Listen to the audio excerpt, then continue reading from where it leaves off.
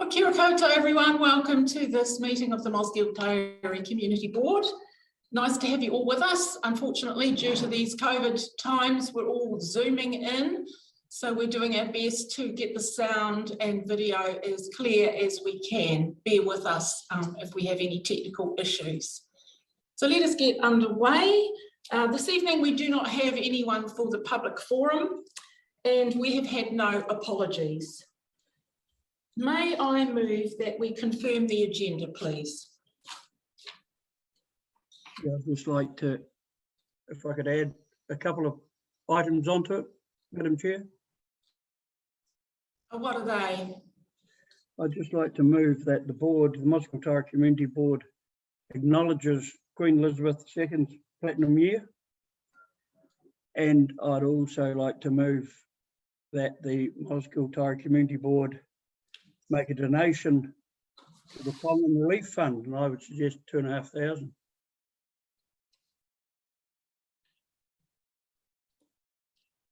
We'll take those separately. I don't think anyone is going to have any issues with regarding our acknowledging the platinum year for Her Majesty. Do I have a seconder for that? Yeah, I'll second that, yeah. Yes, thank you very much, Mr. Pete. So I just want to clarify procedurally where I put that. Just one moment.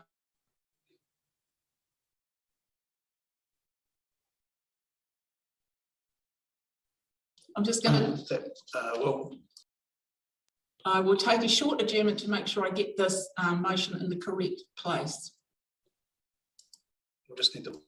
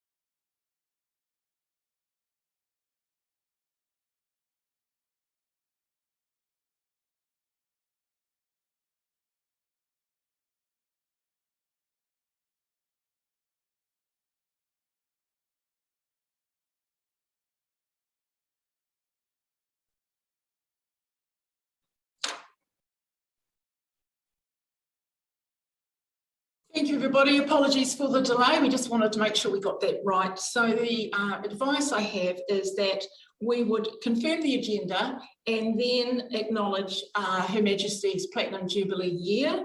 and we would consider the excellent suggestion about the Tongan Relief Fund at our next meeting, and that is because we have a history of the fact that local funds are not able to be used for overseas relief. So it would give us time to explore what ways we could support the local Tongan community here and present that properly at the next meeting. Are you comfortable with that, Mr. Miller? Yes, if we can't do it, well, that's it, yep. We'll certainly put it forward to the next meeting, so it's considered then. So may I have confirm the agenda then without additional alteration?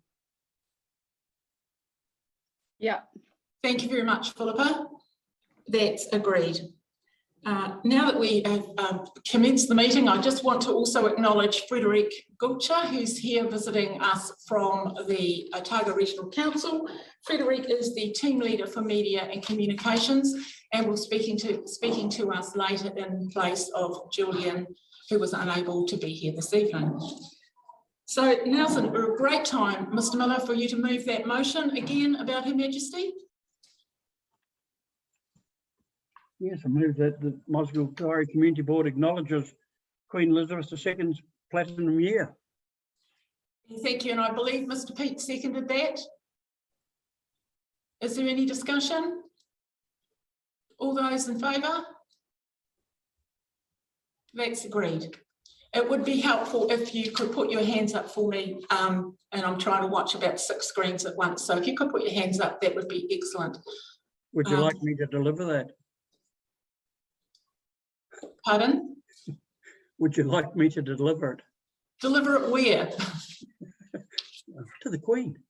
Oh, well, the borders are opening soon. That might be a possibility. Yeah. We'll certainly get that noted in the minutes. Thank you for that, Brian. We move on to item number 4, declarations of interest. Are there any additions or alterations? Do we have any updates? There being no updates, then can I have a seconder for the fact that we note and amend, confirm and amend the elected members' interest register attached in item A, and confirm the proposed management plan for elected members' interests? Thank you, Martin Dillon. Seconded. All those in favour? That's agreed. Confirmation of the minutes, item number 5.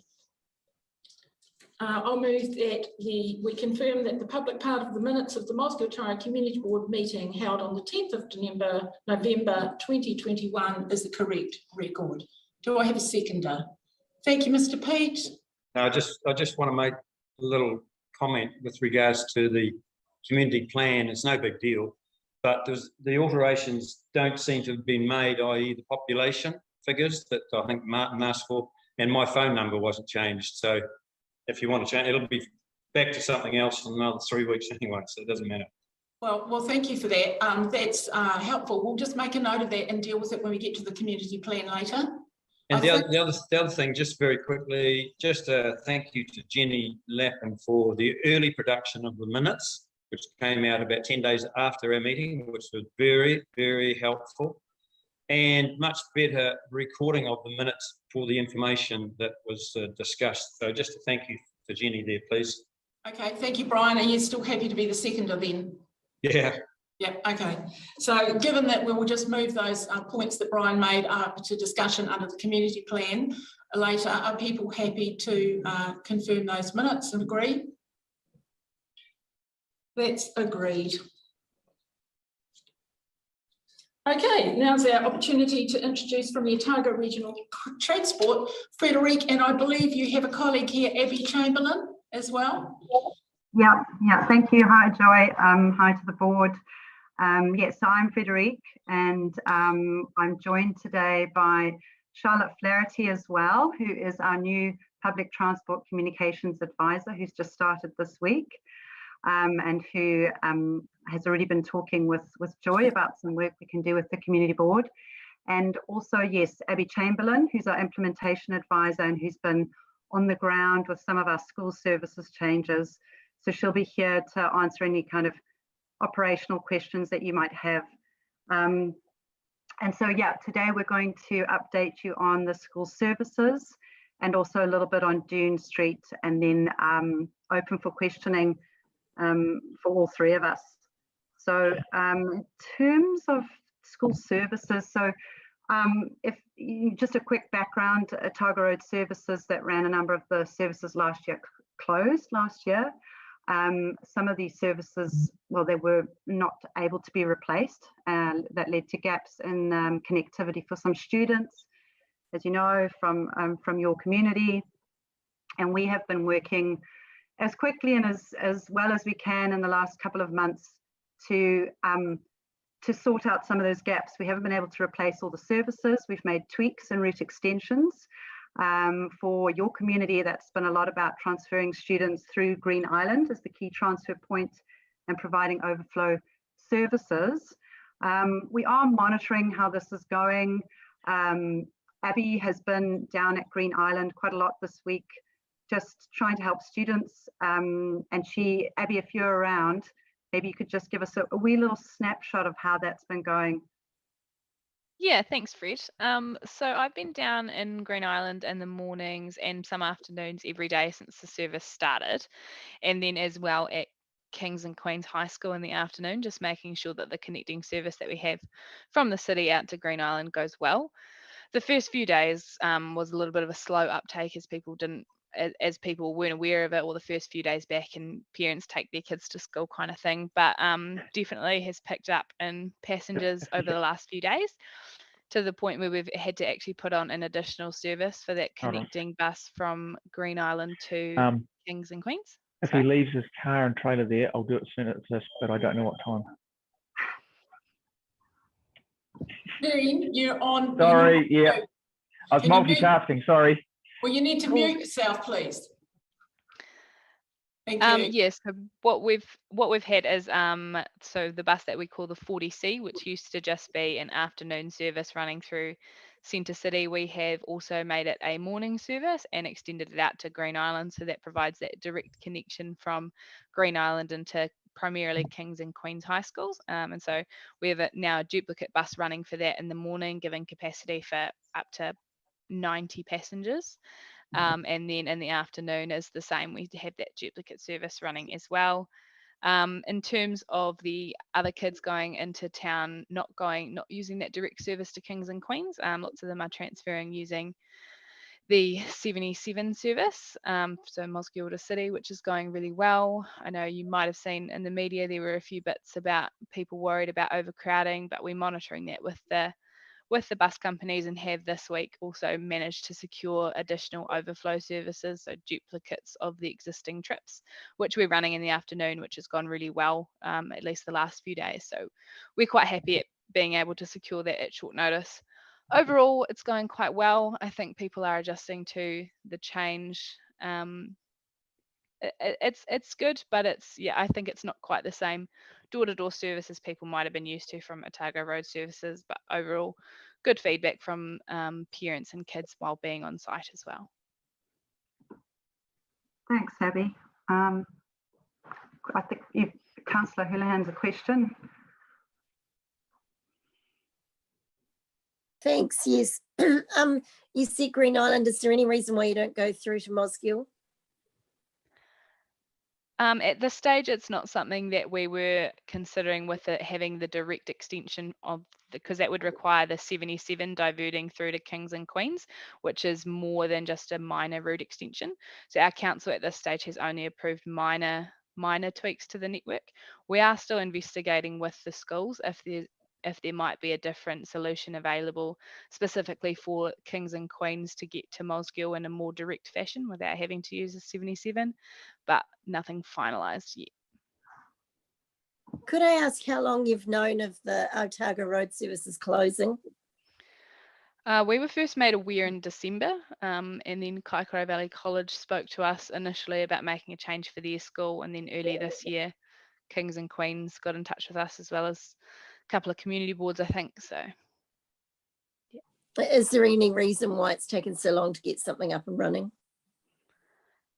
The timeframes were pretty tight, even from when we first found out that Otago Road services were ceasing. So to get a route extension approved for Route 70 in the first instance was a pretty big job. So it requires a large amount of network planning, cooperation and communication with the operators, because we have to do variations to all of our contracts, and then also update all of our timetable, our GTFS, like our data sets, to include them all. So yeah, it's a large amount of work. Generally, it would take us minimum 3 months to make any changes to a single route, let alone multiple routes at a time at short notice. So the pressure, are the pressure points buses, a lack of buses or drivers, or a bit of combination of everything, is it? Yeah, so nationwide, there's actually a shortage of bus drivers, and there's a shortage of vehicles as well. So with the upcoming government mandates for decarbonisation of the fleet, it means that people, or some of our diesel vehicle suppliers, have actually pulled out of New Zealand. So it's not only difficult to get diesel vehicles, like you can't get old ones, you can't get new ones. And then also there's a big hold up on electric vehicles should we choose to go that way in the future as well. So it's kind of a stall in the process. Wow, gosh. And how short are we of drivers in Dunedin? It's causing a few missed trips. You might see that in our alerts kind of thing, but at the moment it's what we would call a manageable level. But yeah, I know other regions have had to drop to weekend timetables because of driver shortages. Luckily, we're not at that point yet, but it's something that we're monitoring with COVID. But that's also one of the limitations on putting on further duplicate services, overflows kind of thing, is just maintaining enough drivers for our normal service as well as for the extensions that we've got on at the moment. Have you got planning to mitigate this at all? Or? Sorry? Is there any planning to mitigate this? There's a lot of planning going on in the background regarding driver shortages, but I'm not sure if this is the forum to share them. I know Fred. Okay. Yeah, if we can, if we just can sort of just stick to the school service, especially because we're sort of ring-ins as well. So we're just doing the best we can with the three of us. Also, just to give a bit of context, Abby and Julian, we have an operational team of 4. One looks after our public inquiries, the other looks after the GTFS and data. So it's actually really Abby and Julian that have been managing this whole process and hitting the ground and visiting principals in quite a short turnaround. So just to give the sort of context of the level of commitment that we've all been putting in, but especially Abby and Julian over the last couple of months, I guess it's just worth noting. Thank you. We've got some good questions. Mr. McAwee, you have a question, and then Mr. Miller. Thanks, Joy. Just regarding the rural bus services that are no longer functioning, are they going to be reinstated? At this stage, oh, sorry, Fred, did you want to go? So because the services that were removed were not operated by us, so they weren't contracted through ORC, nor were they contracted through the Ministry of Education, it's not likely at this stage that they'll be reinstated, at least not by us. The schools could choose to enter a commercial agreement with a different operator, but it wouldn't be managed by Otago Regional Council. Right, so the schools were funding that bus service, is that what you're saying? Yeah, so it was a commercial agreement with Otago Road Services. And the schools, the secondary schools? Yeah. Okay, it's just that with this way we're moving forward, as we're all looking to lower our emissions and get everyone onto buses. I know roughly rural people driving to town, we're looking 200 cars in and out of town a day. It's sort of defeating the purpose a wee bit. I know things will take a bit of monitoring with changes, but so long term at this stage that won't be reinstated. I don't think that that's the plan at the moment. The only thing that I would say on the school services for the rural areas is that those areas are largely still covered by the Ministry of Education Services. However, these have specific eligibility criteria and generally only take passengers to the nearest school and within zone. I'm not sure if you're talking specifically about students or about other passengers in general. No, students themselves. And I realise the zoning thing is an issue. They will only take it to your nearest zone, but as far as our zone, Taieri High School, that's at maximum capacity. So it's not an option of even going to that school. They have to go to the city. You know what I mean? And it is causing some big issues.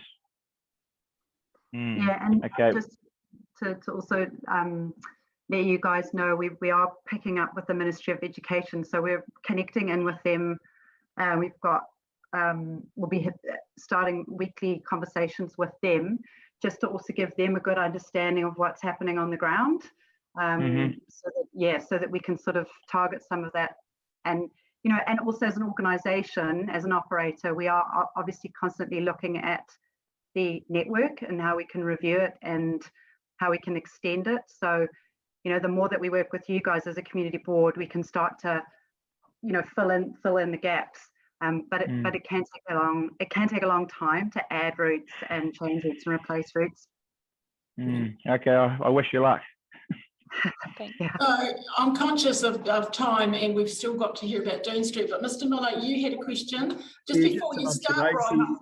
I was just going to say that the other day, about 3 o'clock, outside the post office, the loop bus appeared to pull in, maybe to pick up school children, and along comes the 77 bus, nowhere to go, stop in the middle of the road, caused a catastrophe. Cars for miles, all stopped. So is that the sort of thing we're going to see now? We're getting two buses in the one, or should that one that's picking up school children be round at the school? Sorry, I missed the start of your question.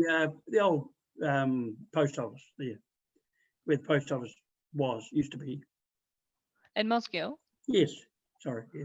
Okay. So I haven't. Kids are coming through and getting on, I presume it was a loop bus, and then along comes the 77 bus, couldn't get in to pick up passengers, so it stopped in the middle of the road.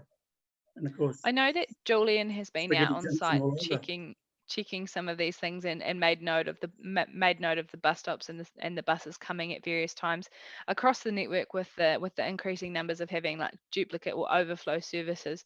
There are some issues with bus stops being full at the same time. So the bus stop only fits one bus and two turn up at the same time, which is something that we are trying to manage with timetable tweaking. But again, with the route changes, any timetable tweak will take a little bit of time. So yeah, it's just, we're working that out with our operators as best we can to make sure that everything's safe. But yeah, in these first couple of weeks, we're all still learning at the same time, really. Yeah, we're sort of in that teething stage a little bit. So next stages will all be improvements on what we're doing now. Will the pickup go back to the school though, rather than on the main street? If it's the Ministry of Education Services, I'm not sure. We can pick that up with them in our weekly communication, Fred. Thank you. I think what I'm hearing is there's some clarification needing to be had around what's Ministry of Education funded, what's, when you talk about school funding, are you talking about MOE funding? It's not coming out of your operations grant, is it? So we don't operate the ministry services. The services that we operate are all public network, which are making minor extensions to accommodate schools. So we wouldn't call any of them, I guess, school funded. I don't know, Fred, if you have more. Yeah, exactly. It probably is somewhat confusing because we're calling them school services, but what we're talking about is the changes we've made to support the gaps that the schools and the school children are feeling. But we're not involved with the Ministry of Education Services or any contracted services by them, although we are, as I say, we're trying to connect in with them so that everybody knows what's going on. It's not necessarily, let's say, our role to do that, but we realise as the public transport network provider, as the bigger operator, we've got to try and connect all the dots. So yeah, doing the best that we can to do that. Does that make a bit more sense? Yes, that's helpful. I think it's clearly there needs to be more conversations had between ORC, DCC and the Ministry of Education, and in relation to the bus stops even, that's the DCC. Yeah, so can we be assured that these ongoing conversations are happening? And Yeah. you So we have regular infrastructure meetings with our counterparts at DCC to discuss exactly these things, and have been in touch specifically this week about Green Island with Simon Spears and his team at DCC as part of the regulatory team to talk about how we can make those stops safer, and the Mosgiel ones will definitely be a part of that. Councillor Houlihan. Thank you. What sort of pressure is the extra demand putting on your service to us in Mosgiel? Is it hampering the services? Because last time Julian came to see us, he said he was talking about a great service that we were generally really impressed with, was that they were putting in like an express bus. But the problem he had was that it was so, it was so popular, it was overflowing, and they had to put on extra buses. How is that extra demand now with this? Is it impacting on any of those services? So currently we're running, oh, sorry, Fred, did you want to take it? Oh no, I was just going to say the express service is still to be implemented. So actually, when that comes, because right now, we're providing overflow buses, and we have done that in the past from Mosgiel, I think, Cabby. So when that express service comes and the additional peak services, that's really going to help with all this extra demand.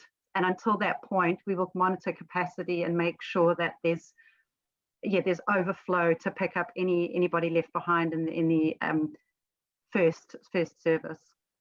Can I just ask, what can the community board do to support the improvement and smooth running of services in our community for our young people and for our older people? In fact, families are more and more turning to those buses. So what do you need from us? And then we'll move on to the Doon Street thing. Yeah, I really appreciate that question. Thank you, Joy. I think in terms of the school services, what we're really asking parents to do is to work through the community board, because we're fielding a lot of individual calls and a lot of individual emails with people, and the schools are as well. But if it's possible for all those requests to come through the community board as one collective request, it's far more manageable. And I think, because we do, I can see, we do work with individuals, but we also really want the community boards to tell us what their community wants. And the other thing is also just, I guess, share some of the information that we're providing. So for parents and school kids who might be on the community board Facebook page, for example, more regularly than our All Bus page, or who might not be communicating with their schools, if there's a way of sharing that information. We're working on some signage at transfer points like at Green Island, looking at some long-term solutions for ambassadors there to help kids getting on and off the buses, so potentially working with schools and volunteers. But yeah, those are some of the sort of ideas for the next couple of weeks to just try and ease the transition. Okay, well, I think I can see people. Madam Chair. Yes, I've just finished, Brian, I'll just finish my comment. I can see people sort of looking a bit disturbed at some of the workload, but what we can do as a board, we're all pretty well connected in our community, and we can pass on networks to you and Charlotte and others as to who they can talk to and reach out to. Mr. Miller. Yeah, so just a question, the Safer Schools Committee, have they been involved in this? Because we have 3 representatives of the board on that. Have they been involved in this issue? I'm not sure, but they would be great to get them involved.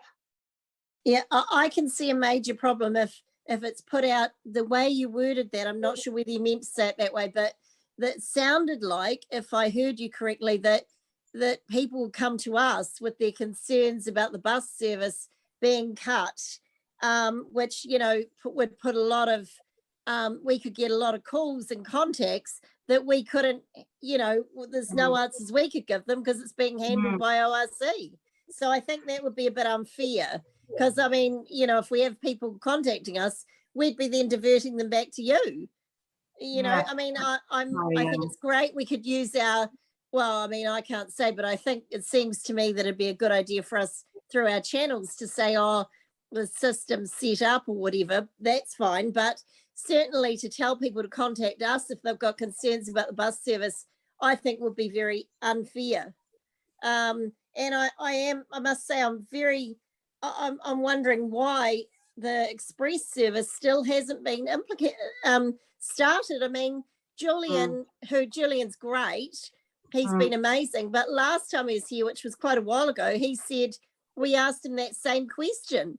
And he said, oh, it was, that I thought it was imminent.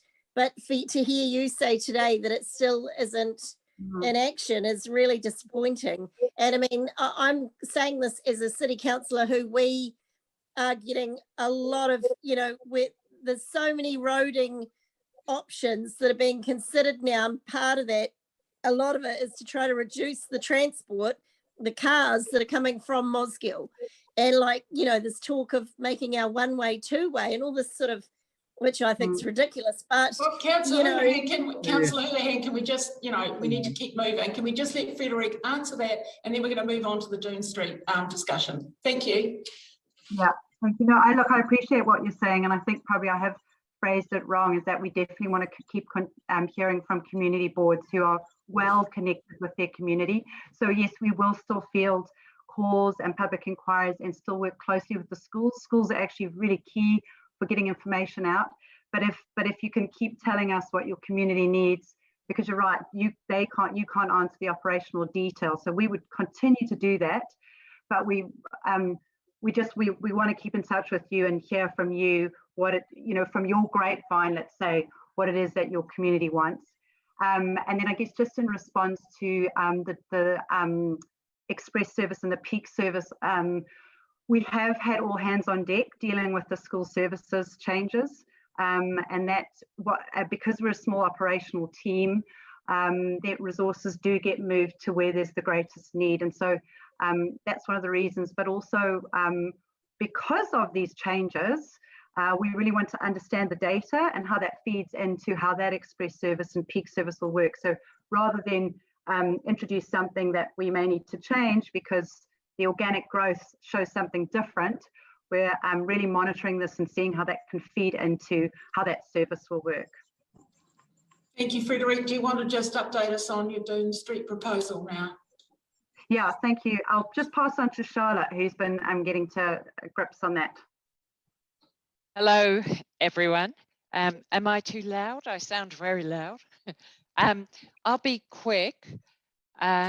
Doon Street is at the end of the Mosgiel Loop, and when the bus drops people there, it has to make a 3-point turn. It's a very narrow street, and this 3-point turning action is causing damage. So we're thinking of moving the bus stop, and what we thought is moving it to Haggart Alexander Drive, because there are connections between the drive and Doon Street. But what we really wanted to do was to hear from you and your community as to whether that would work, remembering that there is the retirement community at the end of Doon Street. Yeah, and so we have a sort of ideas of how we can resolve that 3-point turn issue. And yeah, and as Charlotte was saying, Haggart is one. We might look at a few other options. And so, my apologies that we didn't have notes to give you beforehand, but when we put the notes through to you, we'll have that'll include some of that. And then potentially we look at some targeted consultation in the area to get some feedback. So yeah, that's sort of early thinking of how we might resolve that. Thank you. So that's just an early heads up, and there will be full consultation about it. Is that correct? Yeah, we don't know the breadth of the consultation right now. So, but usually what we do is, targeted to that region, sort of geographic region, and they'd have an opportunity to go online and pick out, perhaps we'll have 2 options and they can pick what they think is the best.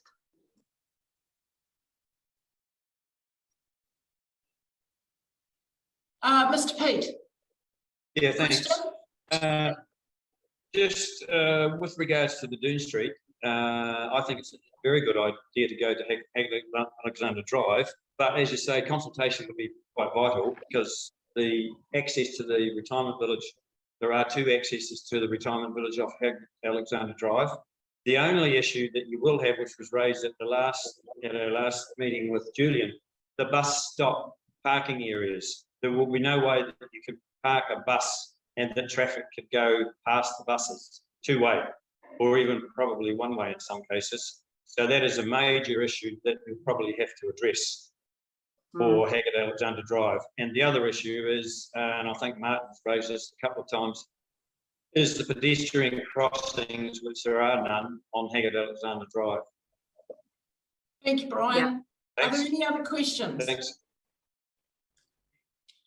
No further questions? Well, Just with regard, quick question of up at Green Island. Obviously, Green Island must be quite a bottleneck. Have we got statistics of the Mosgiel people wanting to, or getting to that stop-off point and catching the bus? Because it obviously is a problem. Have we got any stats that you can provide? We've got some patronage stats. So Mosgiel to City, let's say we've got for the Tuesday, the 8th of February, we had 74 kids on the 7 a.m. Service departing Mosgiel, 43 at 8 a.m. and then on the return we had 69 at 3 p.m. So that was sort of our highest numbers. And over the last week, so let's say on Tuesday this week, we had 742 students that caught key services via Green Island into town, and that was up from 361 last week Tuesday. So it is a key transfer point. That's also why Abby's been down there working with the, helping students basically navigate through the transfer point. So yeah, I mean, as I say, that's the one we're monitoring closest, and working with the operator as well, because it's new for them as well. It's new for the drivers. We don't always have the same drivers. So yeah, it'll only improve, but yeah, that's the one we're monitoring closest. A large number of the school students do actually get off in Green Island though, and not take the bus the entire way into town. That's something that the drivers were commenting on to me today, is the introduction of these new direct services from Green Island to Kings and Queens has had a huge positive impact on the 77 service travelling into town without requiring normal passengers to stand as well.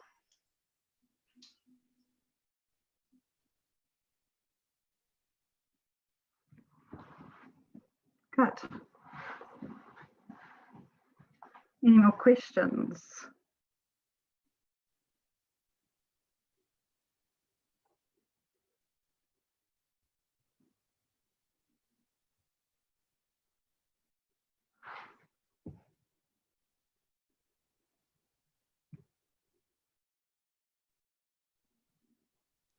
I think Joy might be speaking on mute. I am speaking on mute. Thank you. So I was just about to say that it's been a helpful conversation, but I think it's going to be an ongoing conversation. Yeah. So let's just keep in contact with each other, and the members of the board now have they know who you are and your contact details, and they can be in touch as well. So thank you very much for your presentation tonight, ladies. Thank Have a nice you, evening. You too. Thanks. Bye. Bye-bye. Just move that.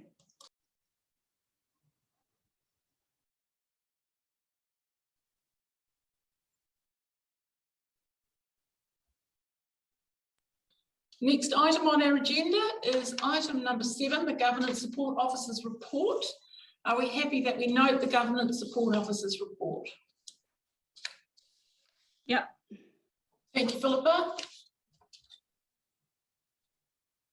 Any discussion there?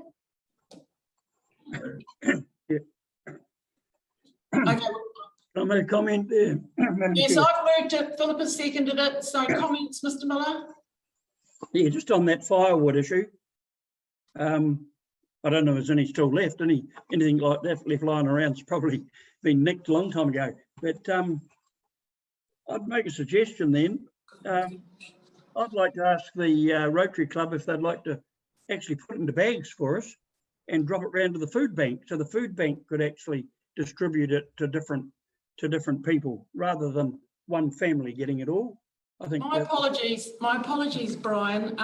We do actually have a motion here that, remember last time we were recommended that the Rotary Club sell it. They're not comfortable with that. They give it away. My understanding is that is exactly what they do. They take advice from the food bank and deliver it to families in need. So we would need to just, someone would need to move a motion that we now are okay with the Rotary Club donating that firewood, so that we can have a motion that would agree that the Mosgiel Rotary Club can donate the firewood to families in need. Are you all right to move that, Brian Miller? Yeah, not really. No, I'd like to see, I mean, it was done in good faith to them to try and raise some funds for them, and we saw their reasons, which don't really stand up. I've spoken to one or two on the Rotary, are quite surprised.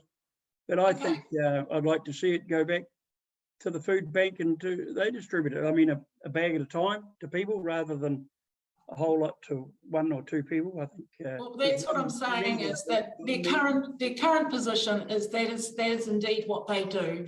They get recommendations from the food bank coordinator and they deliver the firewood to families in need. So all we need to do is agree that the Mosgiel Rotary Club can donate the firewood to families in need. And if you would like to specifically say via the food bank, we can add that.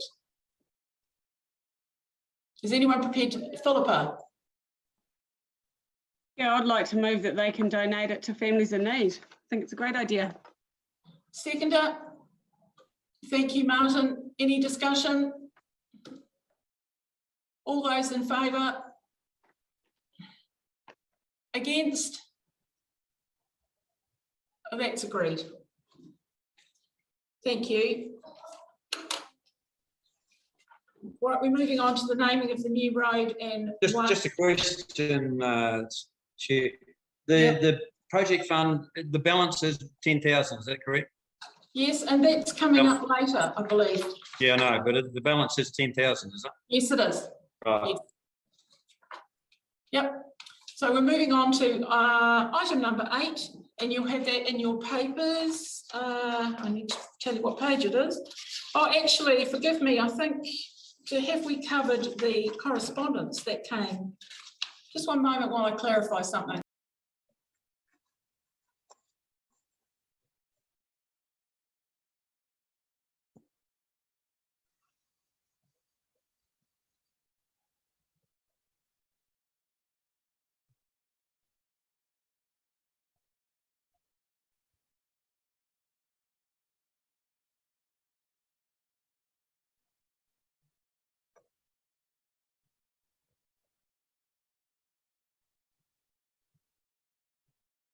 Apologies, I jump ahead of myself. We're at item number 6, which is the correspondence.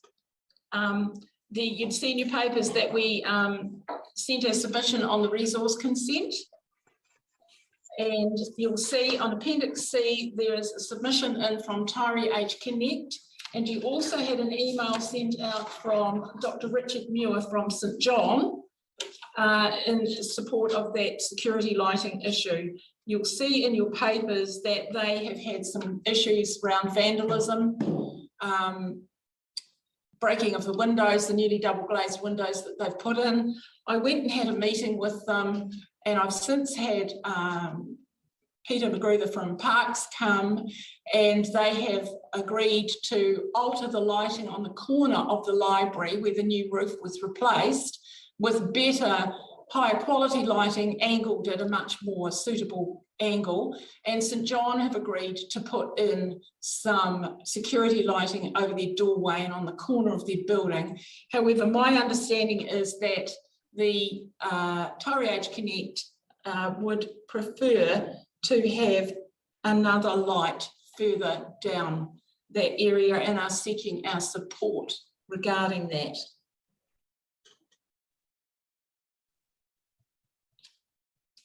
Any comments? Mr. Pete. Yeah, just a question. We've probably been told, I'm not quite sure, but the CCTV cameras are where in the park? Do they go down that area or not? No, they don't. They're over in the central part of the park. see by the St John letter that they are asking for the placement of a street light in the alley. So what I did suggest to them when I spoke to them was that they were welcome to write to us and seek our support, and then also to make a submission to the annual plan. So this is something that if the board agrees, we can support them in, and we can make that part of our presentation. Is there any comments, discussion? Mr. Dillon. Yeah, I went and had a look at it today. The Parks and Reserves need to have a bit of clean-up around there too. It was a very easy place for kids to hide in and get up to mischief, which they have been doing in the rest of the gardens. So it needs to be looked at seriously by Parks and Reserves and a good tidy up before we start putting lights in. Because some of the lights will be covered by the shrubs and trees.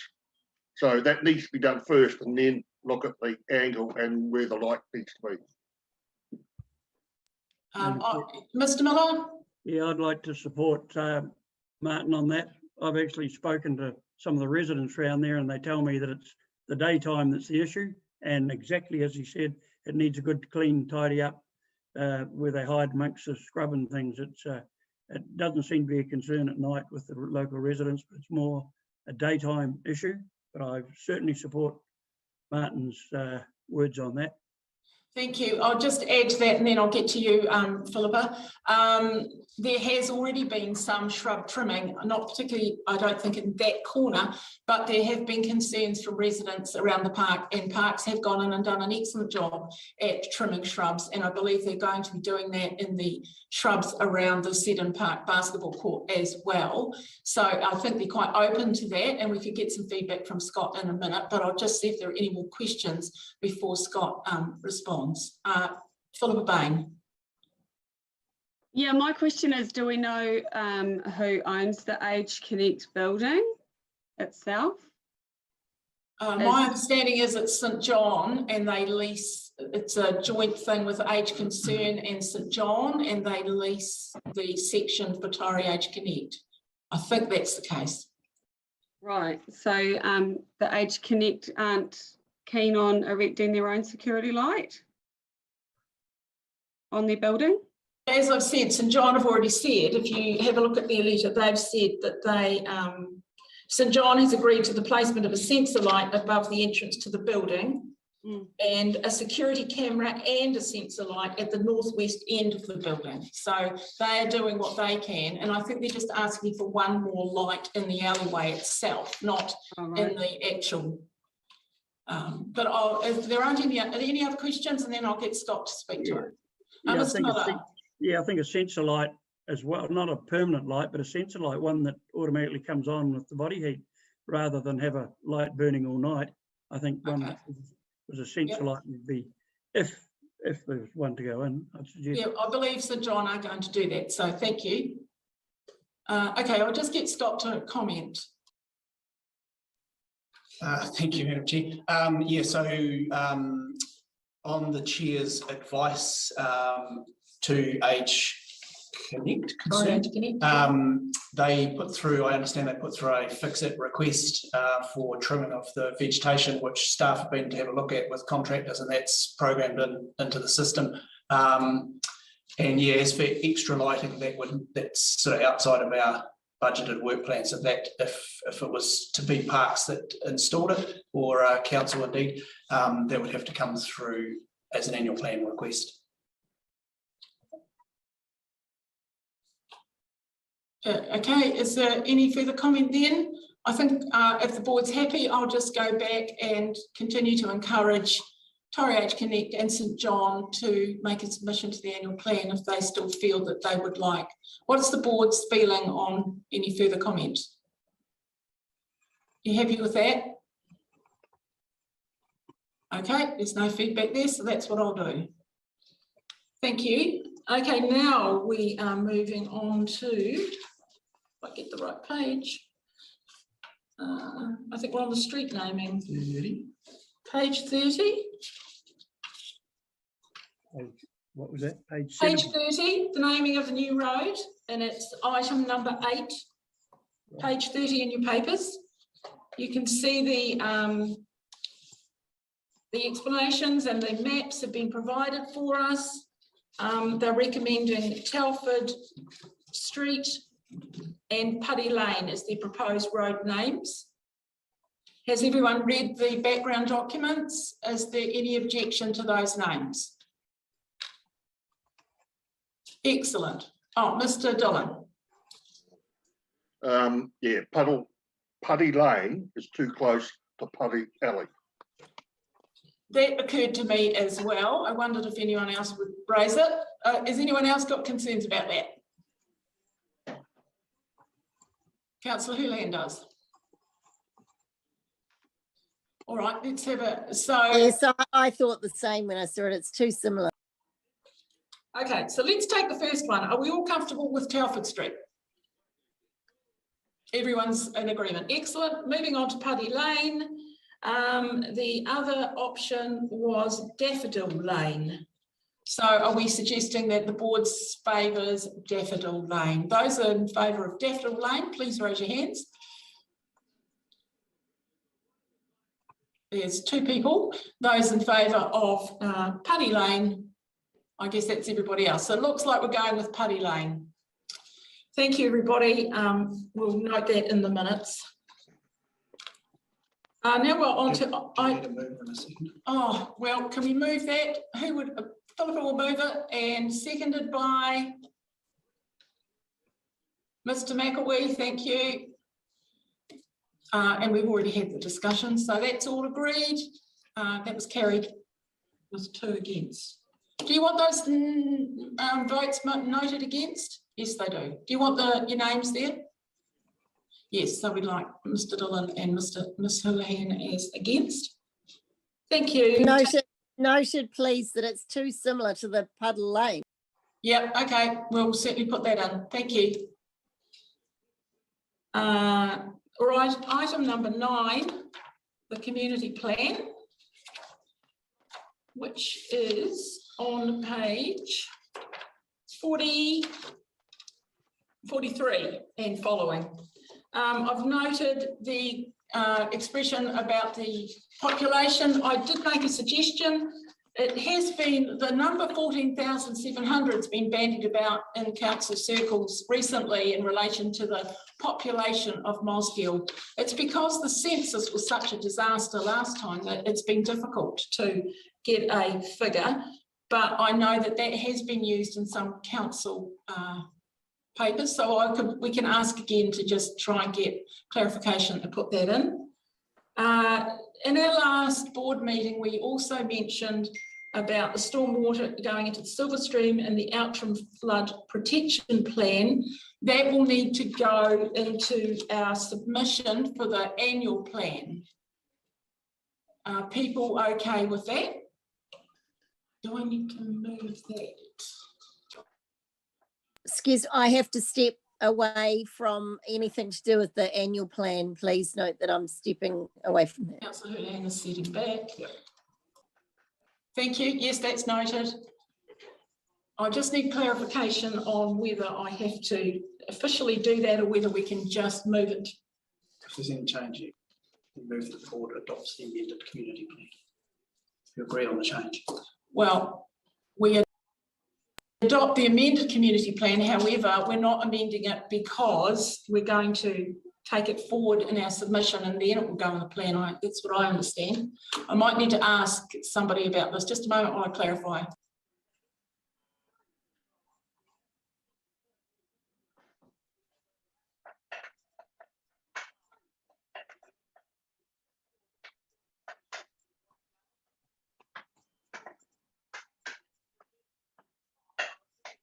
I'll just take a short adjournment so I make sure I get this right. Do I have a seconder, please? Thank you, Mr. McElwee. We'll just take a short adjournment, please.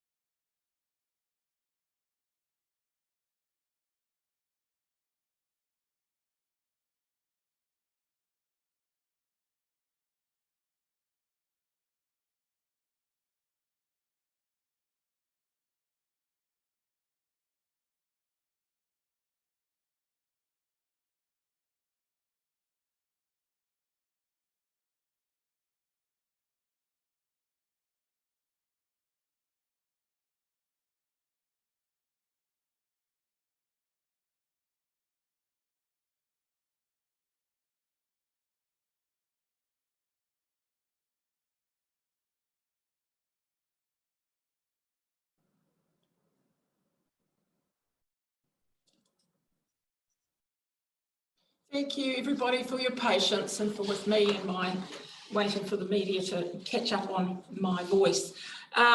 So we do need to move and second those additions to the community plan. I think the population one we could probably leave because we already discussed that last time, so it's an ongoing thing that just needs corrected. So we would like to, somebody like to move that we include the stormwater discharge into the silver stream. Somebody might like to find some words for that. Yep. Brian, have you got some words to put around it?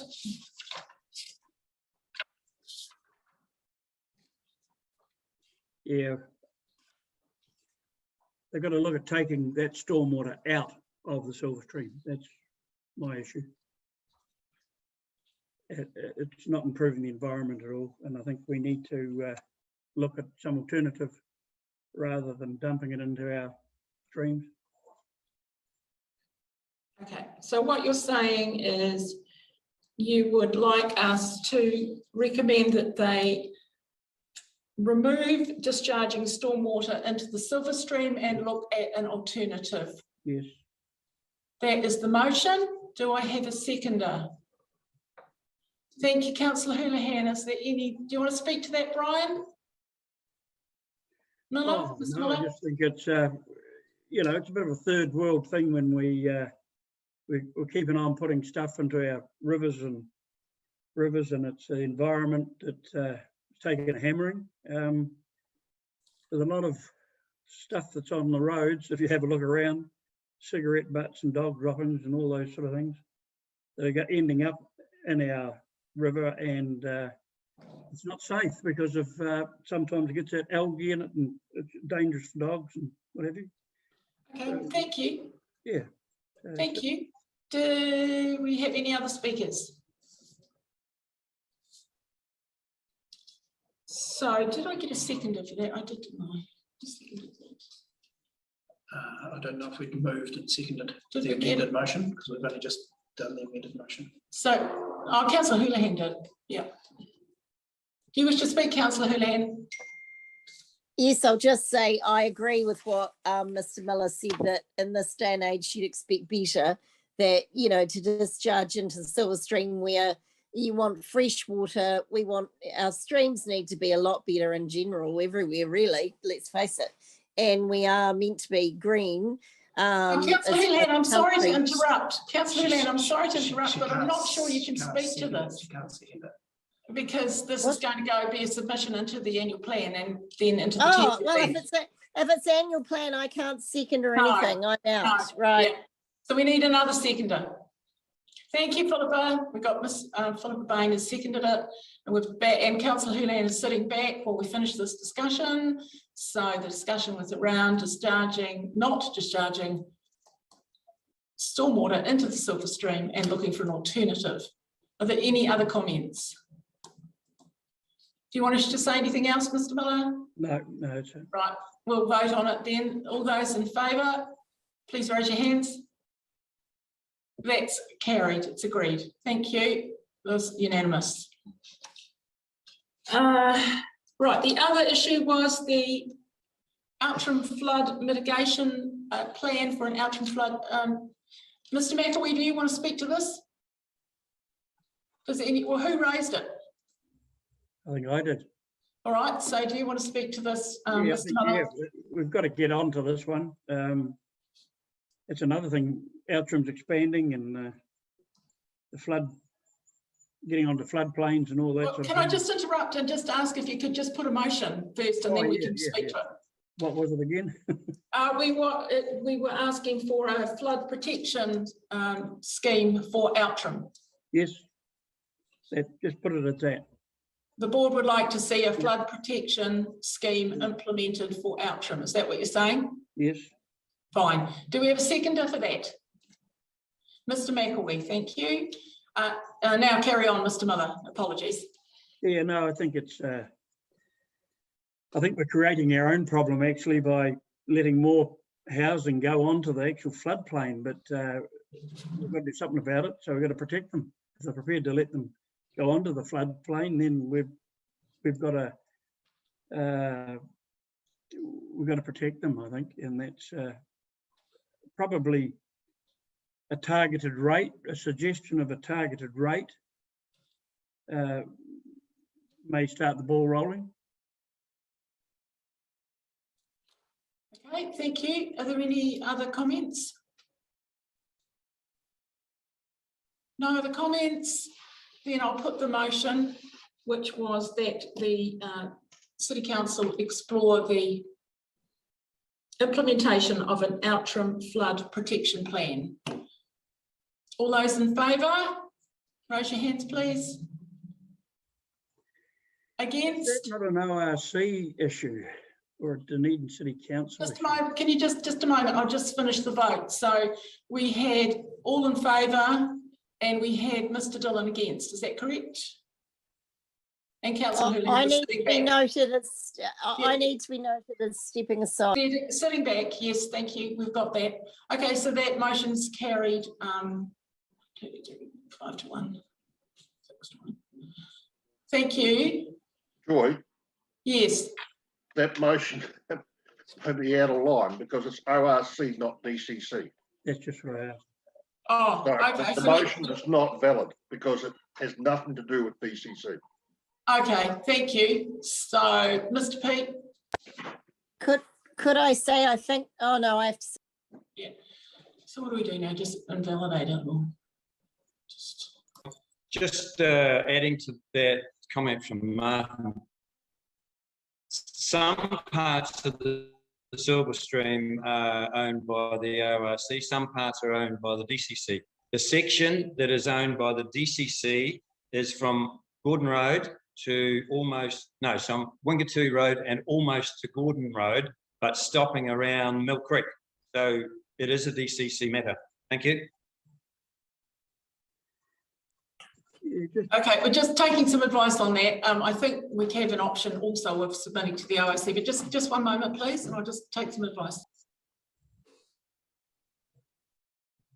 So yes, what we can do with that is we can just put it to the OIC and not the DCC. Are people comfortable with that? You probably need to do both, though. We'll just make it neutral and say that the community board wishes to advocate for a flood protection plan for Outram, and rather than naming which body it involves. Yep. Madam Chair, Are you okay with that? can I speak? I believe the council has an obligation, if they are going to continue to allow people to build on a floodplain, then they've got an obligation to make sure that those people are protected from floods. I know it becomes both DCC and ORC. Yeah, well, I think if we just get it in our plan as that, then we can submit to the appropriate people and take advice on that. So as long as we've got it in there, which we do now. Mr Dillon, are you okay with that correction? Thank you. And are we good there, Mr McLean? Right. Another issue that I thought we should have in there for Outram was a sewerage scheme for Outram. Because the way it is at the moment, it's not too good. So you want it in the community plan? Yes. So are you moving that? Yep, move it that they look at a sewerage scheme for Outram. I think it's mainly septic tanks and that at the moment. I just need to clarify with this. Mr McAwee, you're going to clarify for me. Is that ORC again? Yeah, a couple of issues. I think the flooding issue is quite complex. It's not DCC or, well, ORC initially, because DCC have turned down building platforms and then it's overturned by the Environment Court. So where does that go? It's quite a complex issue. So yeah, leave that out there. 2 years ago, there was a paragraph in the 10-year long-term plan, which I followed up with Tom Dyer. And in that small paragraph, what that actually meant for Outram and Waitati was there would be a feasibility study done in the next 15 years to possibly develop a scheme. So I don't think it's going to happen in my lifetime. Any other speakers? We just need to keep reminding them. So are you wanting to put that in? Are you wanting to move a motion on that, Mr. Miller? Yeah, I think so. We need to keep reminding them that it's there, and the more you expand, and then there's health issues, and they found that at Allington too, where they had to because of health issues, they had to introduce a scheme. Right. So did I have a seconder for that? Thank you. Mr. Pete has, so it's moved. Mr. Miller seconded Mr. Pete that the DCC look at feasibility study or an actual sewerage scheme for the Outram Township implementation of. Is there any further discussion? Just interest on that. I believe under the law, I stand to be corrected here, that if you've got a septic tank, you're not supposed to be on the water scheme. And I think Outram's on the water scheme, and I think there's a bit of a conflict there. But yeah, if you're on a septic tank, you're not supposed to be on a public water scheme. That would need to be checked out. Yeah, I think we're getting into detail now that we'll put this in there and then we'll take advice from there, because that's just detail that would come out once we start. Yeah, I brought that up in the Coronation Hall with the ORC people, and they didn't know what was going on. So yeah. Well, we can try and find out, I guess. Yep. Okay, thank you for that. Right, that being the case, we all know that the community plan is a living document and it is up for review every meeting. So thank you for your input there. Number 10, item number 10, the project fund. And you'll see the first item on there is the completion of the Celebrating Excellence project. There's been quite a substantial amount of information gone around about that. And I believe we have a motion. Mr. McAwee. Yeah, look, it's been going on for a long time, this project. It's time we put it to bed, pretty much. So I'd like to put a motion forward that we move forward with the present total costs for the project to move forward and not exceed $6,000 plus GST, and with the installation costs covered by Parks and Rec. We'll have a seconder. Thank you, Philippa. Do you wish to speak to it, Dean? It's pretty straightforward, been ongoing for too long. Thank you. Philippa, would you like to speak to it? Yeah, I'd like to note that there was a early report that went out on Talk on the Taieri, which was really good, and it had great public feedback, which is what we had in the last triennium. So that's really good. There's still lots of really happy community people for this project to go ahead. Thank you. Further speakers? Mr. Pete?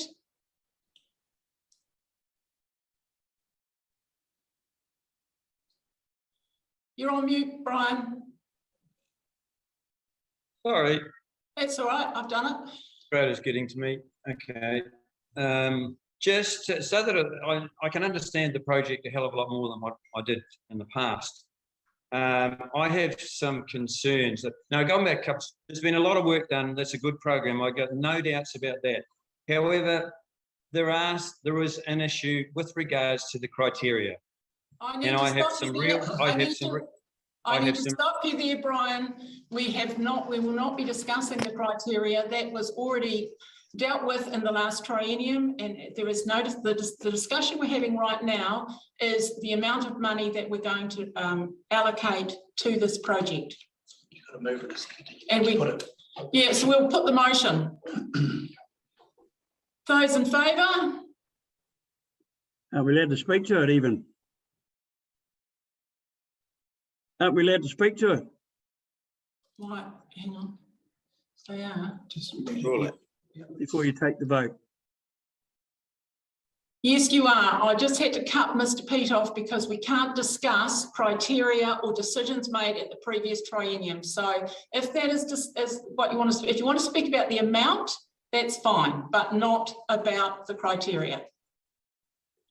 Mr. Peake? I've got a point of order here, Madam Chair.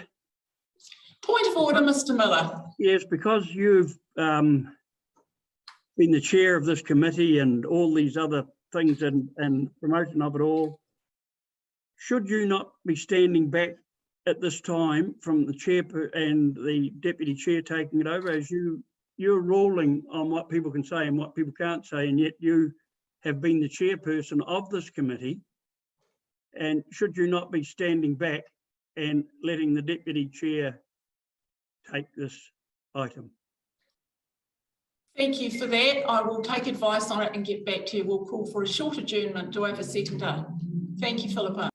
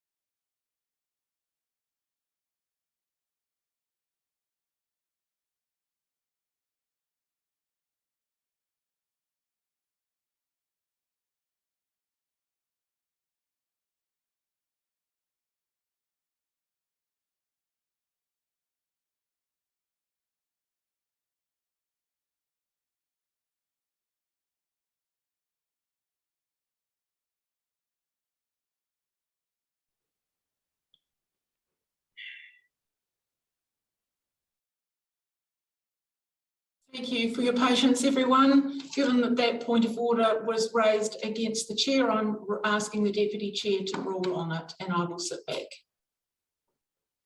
Thanks, Joy. Brian, I'm just confirming your point of order relates to 25.2E, a breach of standing order.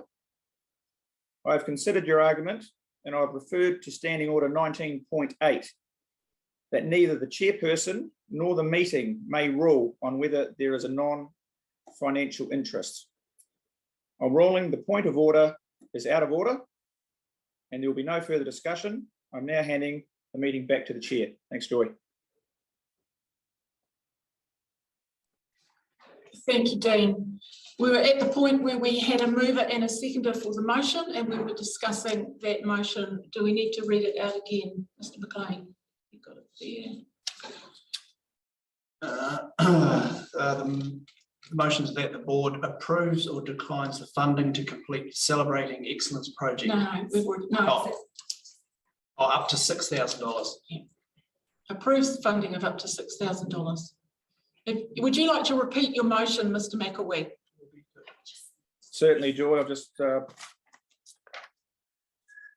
get myself in order here. Will be 2 seconds. Bear with me too. Okay, we'll just refer to that again. I'd like to put a motion forward that we accept the present and total costs for this project to not exceed $6,000 plus GST, with the installation costs covered by Parks and Recreation. Do we have a seconder?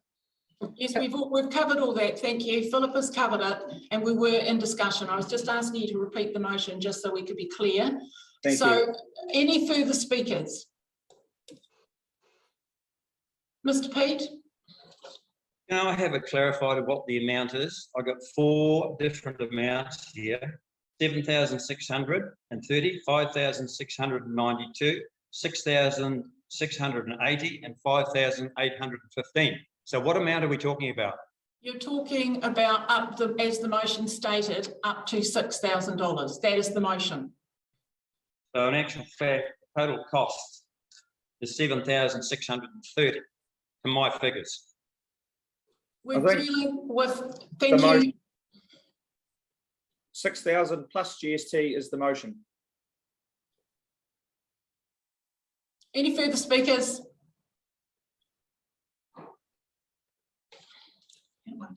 Mr. Miller. You're on mute, Brian.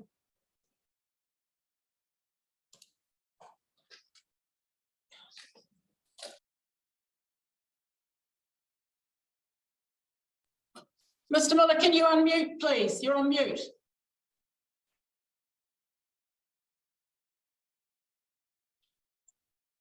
Someone must have muted me. Here we go. Can you hear me now? Yes, I can hear you. Rightio. I'll be voting against the resolution, and my reasons are well known. I don't have to go through them all. I think the idea of what it is quite good, but I just think that because the rules have been manipulated to suit certain people and disqualify others, I can't support it. The rules are not. Mr. Miller, I have to stop you again. We're not discussing, Mr. Miller, we are not discussing the rules or anything else that's held in the past. The motion is, are we moving for up to $6,000 plus GST to complete this project? It's a simple yes or no. Am I not allowed to give my reasons? Are you ruling that I'm not allowed to give my reasons? Mr. Miller, you are revisiting. This motion is about the amount. I made that clear that I wasn't revisiting. I said, people know my views, and I'm not revisiting it. I'm making the point. Then we will carry on. If we already know your views, we've heard them before. Are there any other speakers? Mr. Pete. So 6,000 plus GST comes to $6,900. Can someone please confirm to me what the amount that has been quoted on these quotes, please? The quotes have varied due to the fact that Some were not confirmed. They were presented in October 2021. One of the quotes has 20% added on to cover that. There has been discussion around that, and it is felt that the current figure of $6,000 plus GST for the production of that, the plaques and the panels is sufficient. And Parks are confirming that they are prepared to pay $17.95, I believe it is, plus GST, as those 745, apologies, as those quotes have been confirmed. So the motion is that we move to pay, takes from the project fund up to $6,000 plus GST. We've had a discussion. If you have any, are there any other speakers? Yeah, do we have? I'm asking, excuse me, Mr. Miller, I'm asking if there are any other speakers. Yes. Mr. Dillon. I move the motion be put. Seconder. Thank you, Mr. McAwee. We're moving the motion. All those in favour? Not allowed to ask question. Would you like to have those recorded, go by division? Yes.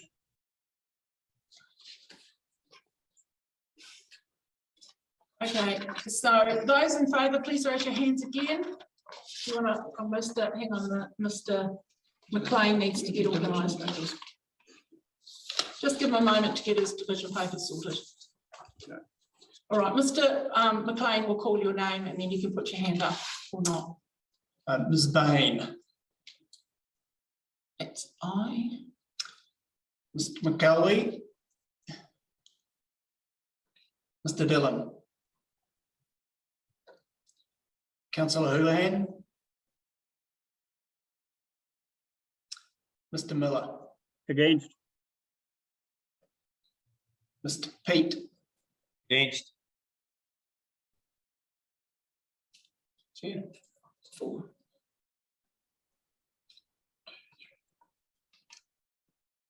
Carried 5-2. The motion is carried 5 votes to 2. What happened to the other quotes?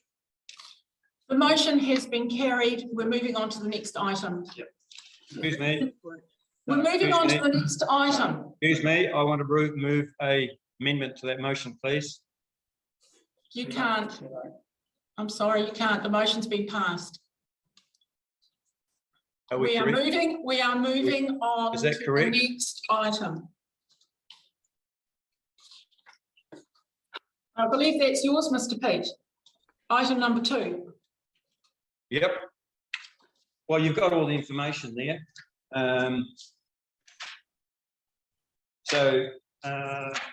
Just for the purposes of maybe further explanation, but you've got it all there. So if any questions, and I'll probably try to answer them. But at the end of the day, $1,989 is a hell of a lot less than what was bandied around for a number of years. So, and it does the job. It's one board, and it's for community members. The councillors' board is still okay.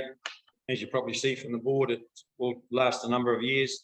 Community board one will last for a number of years as well. It will take 21 names, I believe, and very professional job. So these guys do jobs all over New Zealand. And so that's the proposition, yes. Thank you. So we've got some questions. I think we've got Mr. McElwee, then Philippa Bain, then Mr. Dillon. So Dean McElwee first. Thanks, Joy. Thank you. Hey, Brian, just Could we have the motion so we know what we're voting on? What is the motion? Well, we're just asking questions at the moment, and then we'll put the motion and have a debate about it. Sorry for talking. Brian, just a couple of questions. Can you hear me? Yep. Yep, excellent. Okay, I'm in principle, I think it's a great idea. As we all know, in the rugby club scenario, it's a lot of the village elders, they come in and they look, they recognise some relatives, and it's there forever, which is, I think it's a great thing. 2 questions. First one is, where is it going, and where will people be able to see it, you know, regularly? Like rugby club's good, it's open, it's there all the time, only rugby season. Where would this go? It wouldn't be the Downs room because we can't get in there. Well, the suggestion was, where it is now is no use, but most of the other community boards, I note that they're in their meeting place, wherever that meeting place is, and Downs room is probably the only option. So, yeah, there's no better option because. Oh, I don't know. They could be in the library, wherever. I don't care. Well, as yeah, long as that's what we're talking about. That's why we need to discuss. No good building one if we're not going to put it up in the right place. But so my question is, where I don't believe the Downs room would be a great place for it because no one's going to see it except the people in there like us or the next generation coming through. So that's, I guess, something to think about.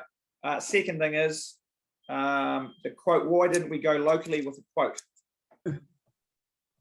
I went to a number of firms. They couldn't provide, and they didn't get back to me.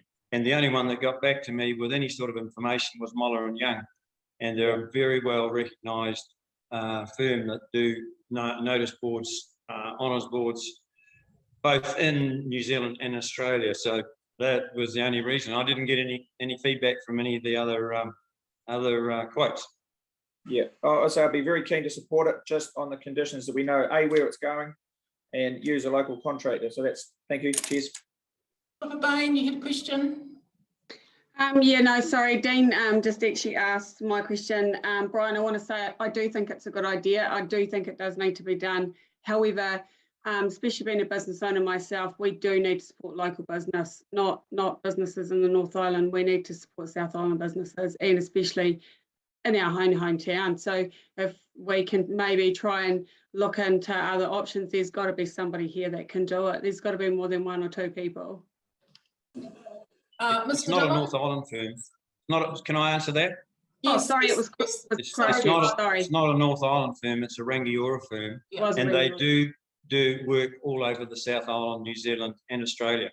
So it's a national organisation, and their expertise in this field is very, very good, as you see from the references. Thanks, Brian. Martin Dillon.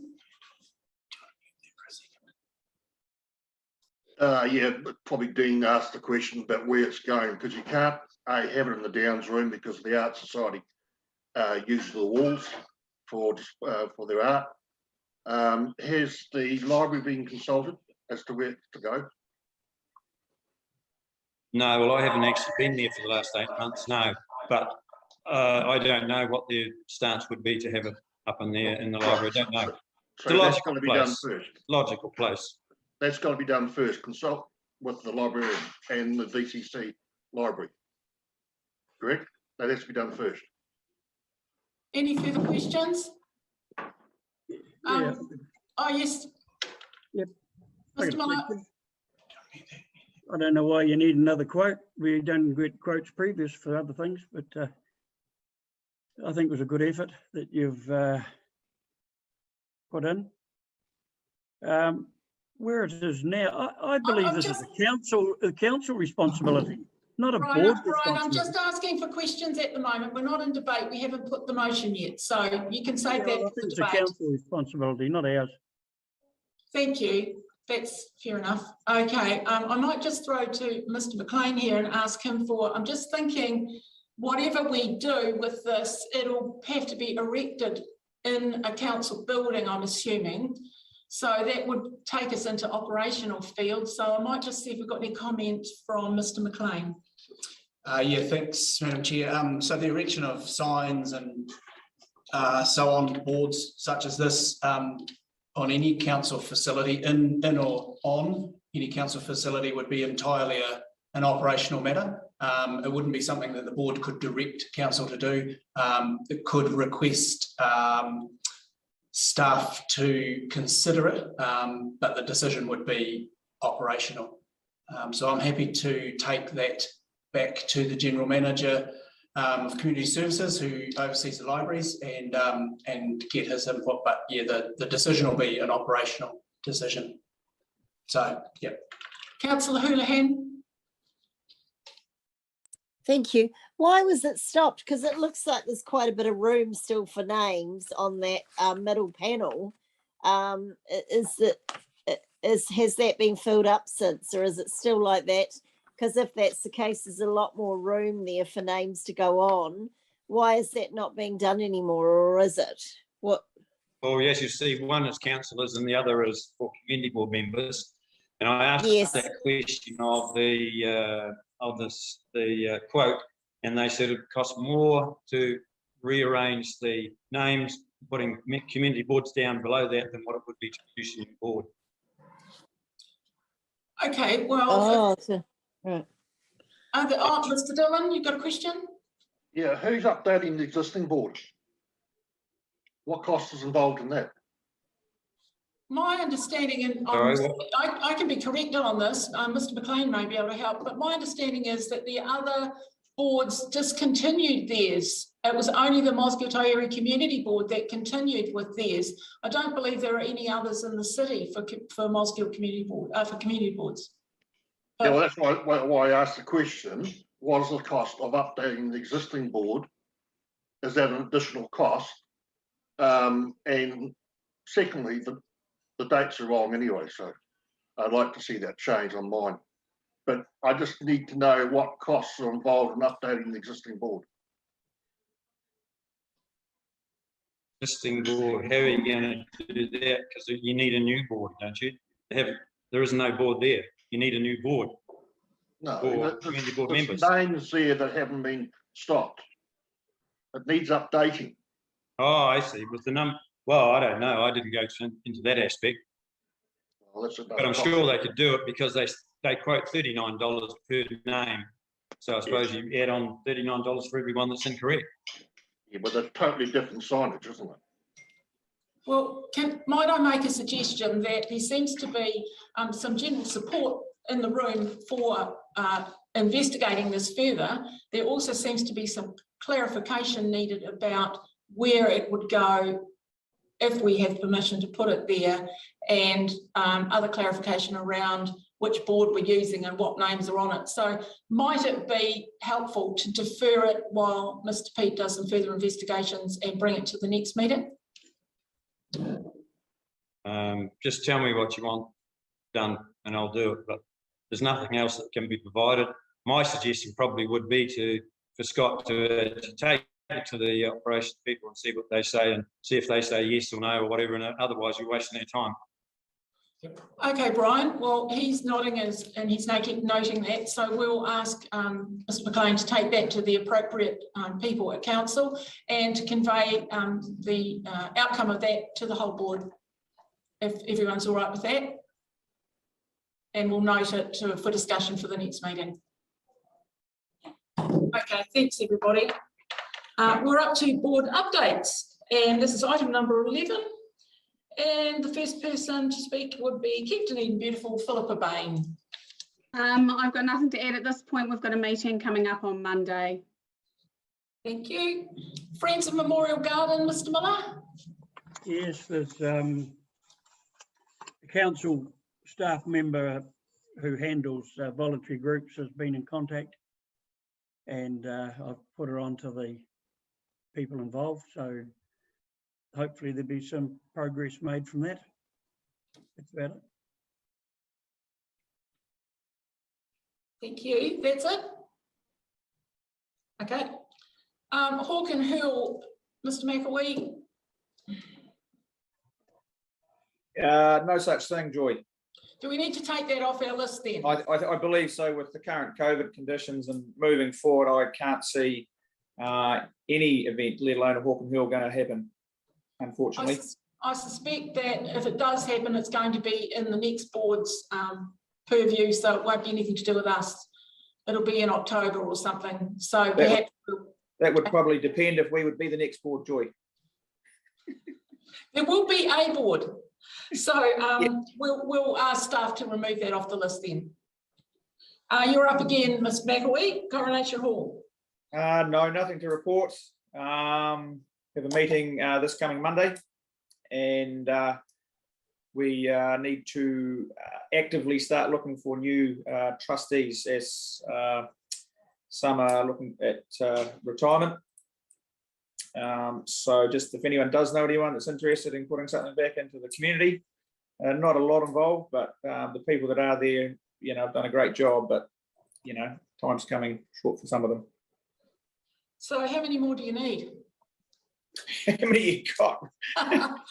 Okay. Oh, look, you'd be happy moving forward 3 or 4 to be fair. Okay, thank you for that. So everyone's aware of that. They need to think about who they can shoulder tap for a role like that. Mosgiel Aquatic Project, Mr. Miller. Yeah, things are going along slowly, I think. Yep. It's all there for everybody to see. I think probably the equipment might be getting it into the country and things like that, but it's all on track, I think, for about middle of next year. So, that's good news. Excellent news. Mosgiel Taieri Emergency Group, that's me. We're meeting again next Tuesday. Our new Civil Defence Emergency Management Advisor is Andy Mackenzie Everett.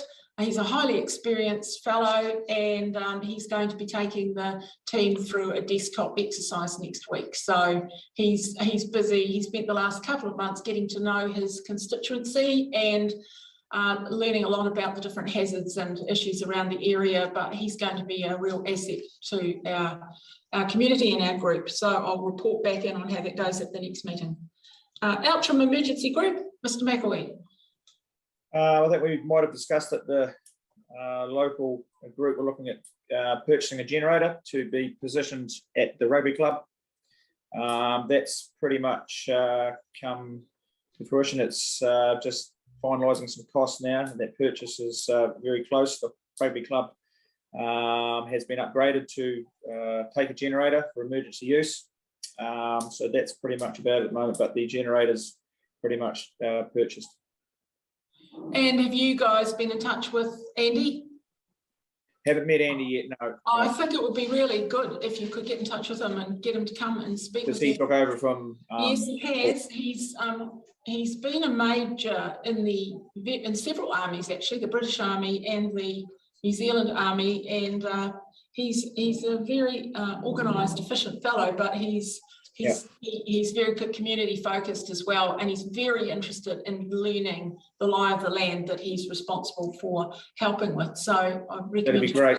If you could forward me his contact details. I'll do that. Yep, I'll do that.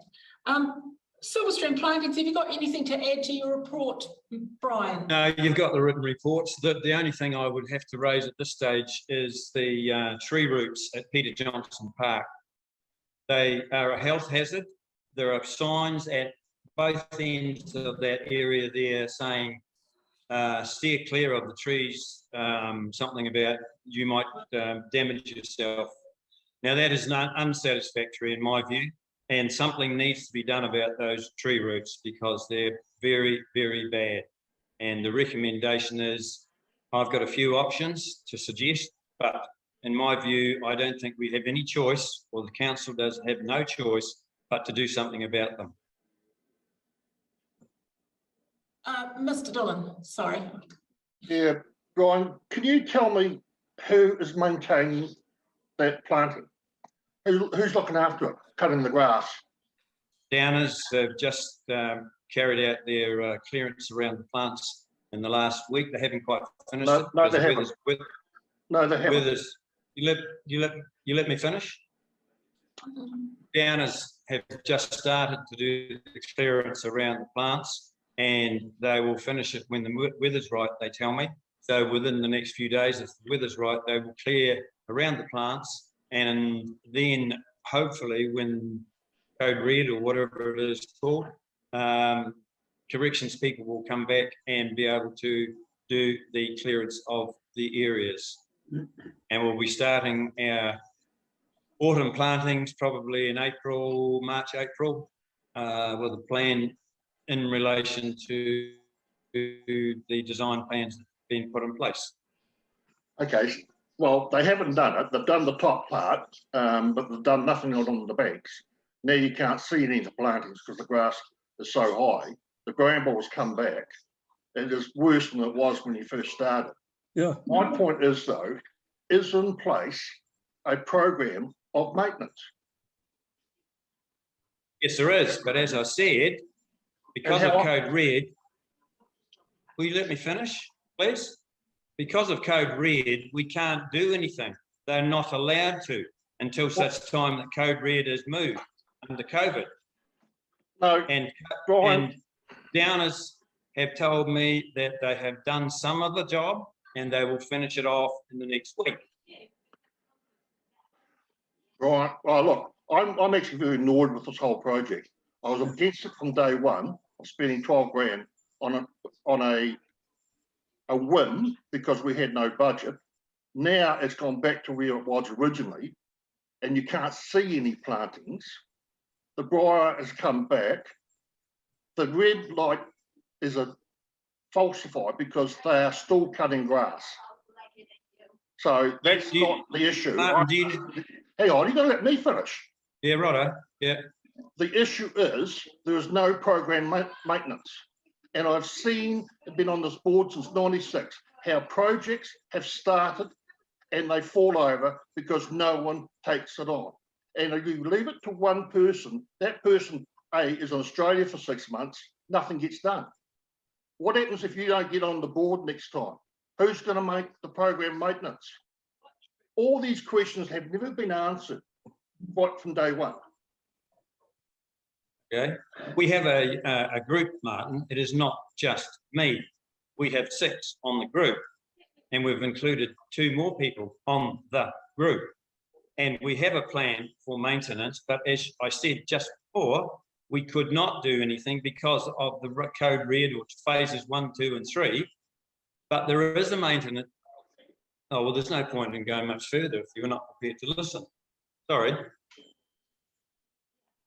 Can I just ask then, what are the restrictions under Code Red that stop people working? I mean, if there are 6 people on the committee, cannot some of them go and do some of the maintenance, or can you not get a contractor like Downers to come and do it? Because all the other city council contractors. There's health and safety issues, but using voluntary labour, as you probably know, and we have restrictions when we try to use voluntary labour. However, having said that, the corrections people are not allowed to do the maintenance work until such time that Code Red is gone. Then you will see a lot more action with regards to the plan or the project itself. Maybe if you want to offer your services yourselves, you can come along and help. Councillor Houlihan, did you have a question? Councillor Houlihan, did you have a question? Yes, we have the Parks and Recs General Manager here now with Scott. So is that correct, Scott? Can Parks and other organisations not do any work, any of the contractors or that, around vegetation and planting and under the alert level red? So specifically, no, there are no restrictions on contractors undertaking activities. I think, and Mr. Pete may correct me, I think what Mr. Pete's referring to is the plan was to use corrections folk, and they might have a rule in place that they don't do that under the red traffic light setting. But no, certainly the likes of Downers, they're out there doing it unrestricted, working. Yep. Yeah, that's what I thought. Thank you. Great. Well, I wonder, is it possible to, for that working group of yours, the other 5 people, to organise a working bee or get some people to get down there and tidy it up? Yes. That'd be great. I wrote an FYI encouraging people to spend their February coming over to Mosgiel, and the opening paragraph was come along and see the beautiful silver stream. So it would be really good if they could actually see what the project looks like. Mr. Miller. Yeah, I've got a question for Scott through the chair. What can we do about these dogs that are running loose? I know it's all signs up to say they're supposed to be on leash, but they're not. So, hang on. We're actually not talking about dogs. We're actually. Well, it's on that same area. Yeah, I hear you, and I did see your email come through, and that email has gone, I believe you quite rightly forwarded through to City Council, didn't you? So I would suggest that we wait and see what staff come back with, and if they do, or whatever they come back with, we can discuss it at the next meeting. But at the moment, we're dealing with Mr. Pete's Silverstream project. I've certainly noted down to follow up on that dog issue that you sent through. So are there any other comments on Mr. Pete's project? Excellent. Well, we'll carry on. Where are we up to? Oh, it's you again, Mr. Pete. Waihola to Mosgiel Cycleway project. It's all in the report. In the report. Okay. Social media. Oh, I've not really got much to add there, apart from we've got 950 odd likes or followers now, which is quite good. Yep, that is good. Thank you for that.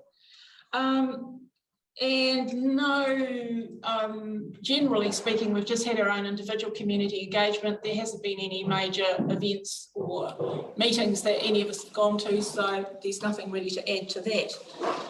So we'll move on to item number 12, the chairperson's report. You'll see. Do you need to? Oh, actually, I need to note those reports. Thank you, Mr. McLean. So I'll move that we note the board updates. Seconded, please. Thank you, Mr. McElwee. All those in favour? That's agreed. Thank you. Moving on to item number 12, chairperson's report. Again, you can take that as read. It's been a gap since last time. I just want to make one extra point. You'll have noticed that the ANZ Bank had closed. Sorry, Joy. Oh, sorry. I just thought Brian Miller had disappeared, but he's come back. Oh, okay. Yeah. You'll have noticed that the ANZ Bank closed and just put a notice up saying it was due to COVID protocols or something. I followed that up, and our local MP also followed it up on our behalf, and I had a ring today from the regional manager of ANZ, and this gentleman covers the West Coast, Otago and Southland, and he apologised for the poor communication around the closure of the bank. He explained that they're an Australian bank, obviously, and they reacted more appropriately for the Australian situation, perhaps, than what was happening in the Otago Southland area. He has assured us that the bank will be open normal hours again on Monday, which is excellent news. And they will do better around their communications in the future.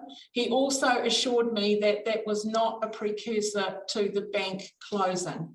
As I know, I had a few people come and approach me about that, concern that that might be the case. So you can spread the word that the ANZ Bank will be open again on Monday. And that being the case, I'd like to note my report. Do I have a seconder, please? Thank you, Philippa. All those in favour? That's agreed. Thank you very much. Council activities, Councillor Houlihan. Thank you. Can I just say on that, we didn't seem to have any questions or debate time there, but just to say that I'd like to congratulate Lisa de Klerk on her role for the Taieri Network. She's fantastic, so I think Taieri will be better for it. So with council activities, we've obviously been doing lots of things. We currently had the annual plan where we had 3 days, or actually ended up being 2 in the end, but looking at our next annual plan, we've obviously agreed the 10-year, so it's a wee bit confusing, but every year we just review and then update what's going to be in that plan. And so the other thing we looked at, one of the things that's relevant for Mosgiel Taieri area was we're looking at a destination playground, and one of the options staff have put to us is to have either one large destination playground or 3 different playgrounds that will all be upgraded and have a certain amount of money spent on them. The estimate is about 6 million divided between the 3. I think, correct me if I'm wrong, Scott. Scott should be able to answer questions on this because this is his area. And it is looking at what's often referred to as the dinosaur park, which is Kettle Park, and the other one is the Mosgiel Park, which out of the 3 I think was noted as the best, sort of already, looking like a really good playground already, but it would get an upgrade in this proposal. And the third playground, Scott, what's the third one? The third one was there's Mosgiel, there's Woodhaw, councillor, it's Woodhaw. Woodhaw, yes, Woodhaw Gardens, that's right, the Woodhaw Gardens. So those are the 3. So those are the options. So what we put back to the council staff is to go back and look at, you know, come back to us with more options and costings and things. So there's a bit more work happening with that. And of course, the other big issue that has been concerning a lot of us is around the two-way for State Highway. And I should say at the moment it's the one-way, and I personally hope it stays a one-way. This is the road, State Highway beside the hospital. And what has come up is that there's been a motion that was passed at council saying that they'd like Waku Kotahi to consider looking at two-way, but Waku Kotahi has actually given their preference of keeping the one-way. So there is concerns either side of the debate, and some councillors, myself included, have sent a letter to the Minister of Transport and to the and to Waku Kotahi CEO, saying we're happy with their recommendation to keep the option what's called P1, which is the one way, and to urge them not to be swayed to do a two-way option. But there is a lot of pressure going on there, so we will wait and see. But everybody would have seen there was not a what would you call it? Not an official poll or anything, but the ODT did a poll, and with it, Grey Power was running, and 90% of the people that voted in that wanted the one way to remain a one way. So anyway, there is certainly support in the community for a one way, but some people will argue that there will be support the other. So those are some of the main issues we've been dealing with at the moment. Thank you. Carmen, sorry, can you hear me, Carmen? I just have a question. The debate is quite interesting, the one-way, two-way scenario. I don't know how it works internally in town, but wouldn't the traffic engineers and the designers of roads and everything from Waku Kotahi, wouldn't they be making the right decisions? And then council staff, I'm not running down council staff or councillors, wouldn't they go along with that? You know what I'm saying? Like, no one, I don't believe in the council has experience. The councillors have experience in roading. So why are you, questioning that? Well, I'm actually in support of what Waku Kotahi have proposed. So right. I'm a councillor who is in support of what they're saying. Their preferred option is the one way, but yes. Other councillors who managed to get a majority voted that they would like a preference of a discussion around a two-way, and the two-way is where they want a slow 30-kilometre people-friendly street that the council, I think the intention is that the council would then have that rather than it wouldn't be a state highway anymore. And so that would be running alongside the hospital. And of course, this is at the same time that we will have George Street, which is a two-way now, being a one-way. So there would be a lot of disruption for the city. But anyway, that's my personal view on it. I don't agree with changing it, but of course some people do, and we had but yeah, it is something I was worried about, and one of the main reasons why I voted against George Street becoming a one-way, for these fears that we'd have major congestion and major disruption. Thank you. Mr. Pete? Yeah, just a couple of questions, Carmen. There's been reference to the future development plan. Can you just explain what that is? Shaping future transport, and it's looking at different options. It's a plan that's been set out with different options around transport in the city, and so but you'd need to just search it up and have a look, because it's quite a large document, but there's all different proposals, and some of those are being worked on now, i.e. George Street, and now the one ways and all the arterials, and I think it's an attempt to try to get it all into some sort of framework. But there is some, it'll be on our website too. And it's been discussed at quite a few council meetings. Thank you, councillor. I think we just need to be careful that, I'm sorry, I put my video back on. I think we just need to be careful that we don't get into debates about council proposals, and you know, a lot of these things are still subject to reports, and it's not fair to ask Councillor Houlihan to go into too much depth on it, because she's still got to attend workshops and have reports and then make voting on different proposals. But I do know a lot of that material is available online, and if anyone on the board needs a direction to find it or needs some help, then certainly contact one of the GSOs and they will direct you to the link to give you the detailed information. Have you got anything else, councillor? Thank you. Right, we're up to then items for consideration from the chair. For the chair, I'll just let you know the ones I've noted down throughout the meeting in case I've missed anything. We had the Tongan Relief Fund to look into and see if there's some local help that we can offer there. I've noted for next month the Berwick folk are going to come to us to speak for sponsorship for their outdoor camp that they run, and they're going to put an application, and I asked them to come to the next meeting with their application and speak to it.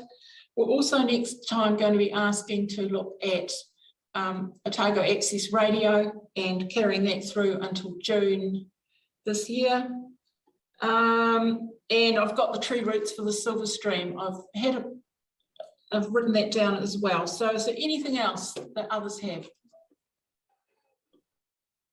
No. No? Right. Was remiss of me before, I'm jumping backwards, but I did want to say, it was in my report, the Seddon Park basketball court is absolutely fabulous and a great asset to the community, and I really hope you encourage the young people. We've had a meeting out there with parks and there's some shrubs going to get trimmed, but what an asset. So we're very fortunate with some of the installations that are happening in our parks at the moment. Okay, well, if there's nothing further, I will call the meeting to a close. I hope you all have a very pleasant evening, and we'll see you soon, I am sure. Good evening. Thanks, Joy. Thank you.